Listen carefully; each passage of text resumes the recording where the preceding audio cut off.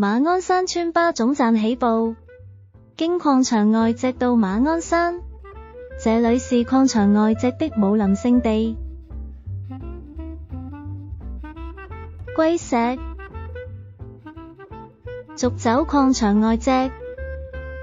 途中離開灰路去覓眾經台，這裏算是秘境。航拍角度，探秘後返回礦場外脊，路碑清晰，回望是靚景。要上馬鞍山頂，回望礦場外脊和武林聖地，途經荊棘石河，上望馬年崖，到達馬鞍山702米，遠望牛押山、吊手岩、彎曲山的方向，馬鞍山702米，留影。離開山頂往靈象脊走，路碑清晰，約560米轉右往人在天崖，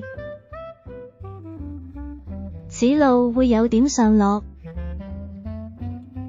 看到人在天崖了，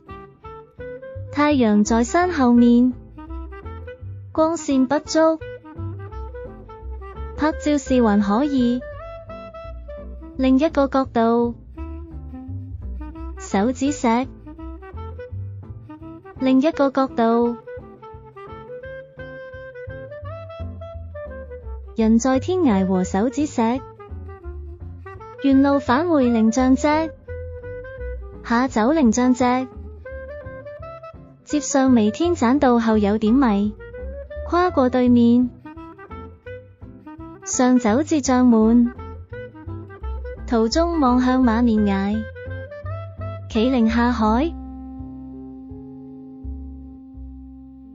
將門轉左接樹大棧道，